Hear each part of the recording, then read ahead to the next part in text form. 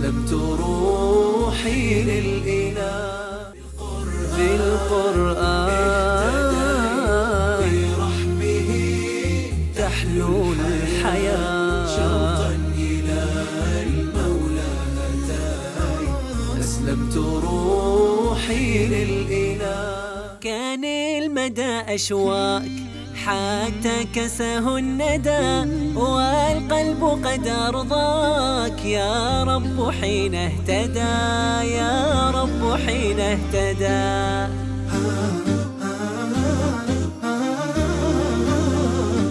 لم يكن قرار رحيم بالإسلام سهلا، فهو يعيش برفاهية كل من في عمره كان يتمناها. When I left the music business, I left at a time when people would have questioned why, because I'd been given a lot of success, and I went through a difficult period for the first probably year that I was praying and that I was starting to fast and starting to read about Islam. It was a difficult time because I didn't know what I was going to do with my life.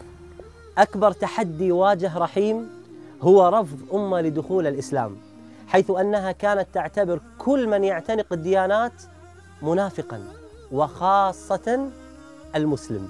تخيلوا معي 17 عاماً لم يستطع أن يقول لها كلمة واحدة عن الإسلام. Then when she found out she had cancer, and it was a very bad cancer, only 3 weeks she had to live.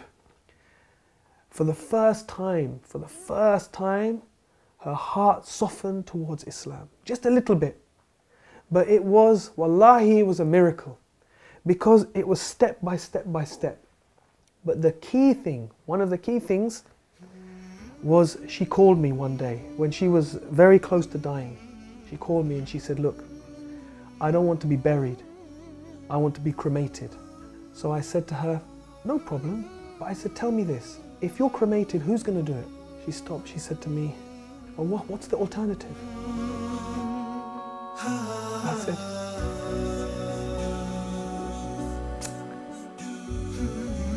I said, the alternative is if you die, then your sons, me and your sons, we will carry you.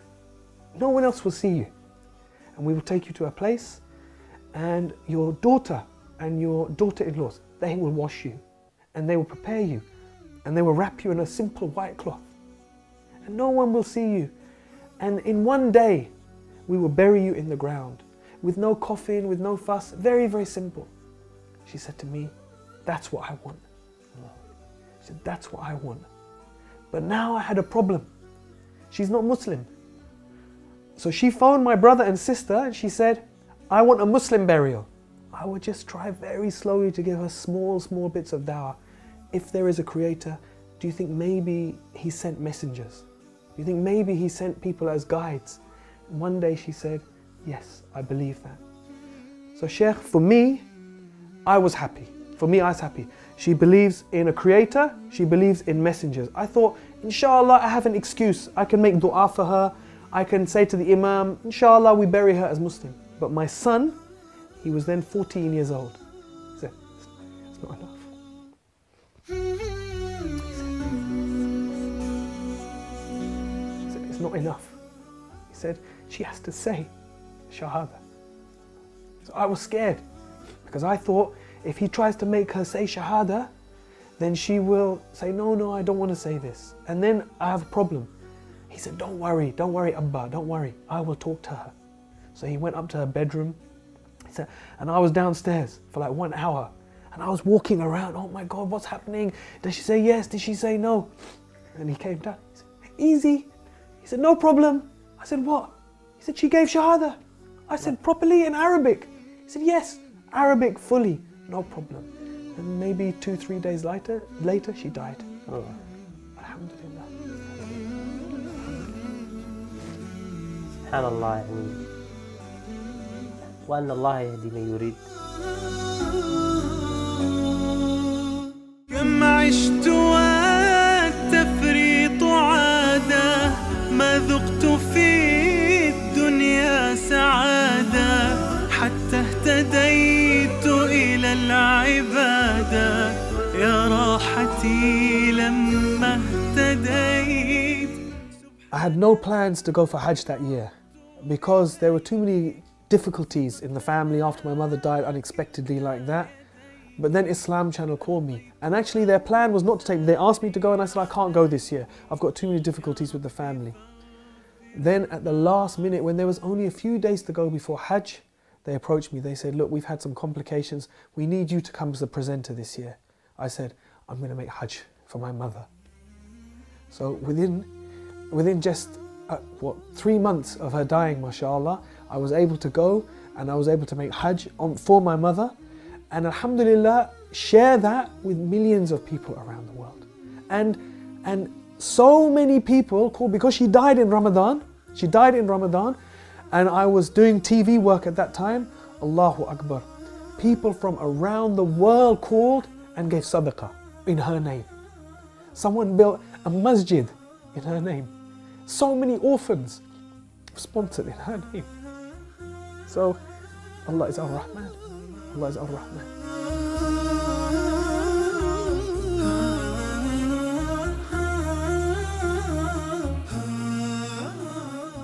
رحيم من حبه للقرآن يحرص يوميا على قراءة وسماع القرآن، وله تدبر عجيب، وتلاوته للقرآن رائعة جدا.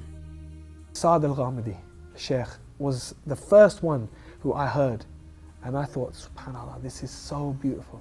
So I used to play last juz all the time, and his recitation of Surah Al-Fajr is so beautiful. So first of all, it became my favorite verse just by the sound of it. He used to say at the end of Surah Al-Fajr, Ya ayyatuhan nafsul mutma'inna irji'i ila rabbiki radiyatan mardiyatan fadkhuli fi ibadi wadkhuli jannati. And the way Sheikh Saad al-Ghamidi recites this, it just is so beautiful. I didn't know what it meant, but it became my favorite verses just by the sound. Then when I began to read and understand what it meant, every time I think about these verses, I just think one thing, that maybe we will hear Allah say this.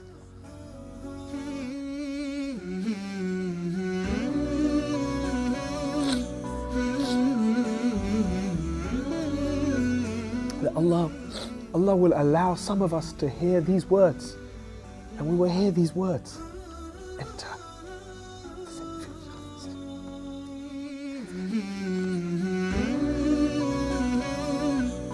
So this verse is very dear to my heart, because this is my hope, that we will hear this, and that my children and my parents will hear these verses. Inshallah. سبحان من عدت إليه بسطت لنا كلتا يديه ألقيت أوزاري عليه يا ربي فاغفر ما عصاني. These last 4 verses from this surah has a very special place, a very dear place in my heart for that reason.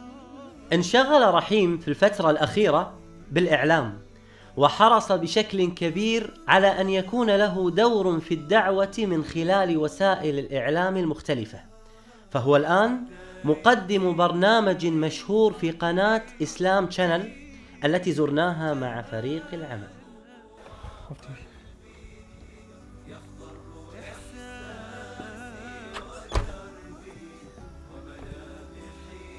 شيخ، شكرا الحمد لله على هذا اللقاء الجميل المؤثر الرائع. نهاية اللقاء أريد أن أعرف أمنية رحيم.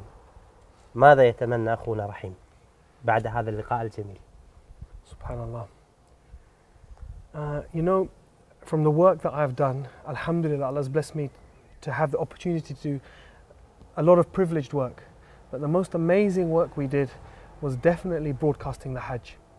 Our series called The Footsteps of Ibrahim, where we toured all over. The authorities gave us access to the Masjid al-Nabi sallallahu alaihi wasallam, to the graveyards, to the Quran printing factory, to the Masjid al-Haram in Mecca, to all these places. And we showed millions of people around the world.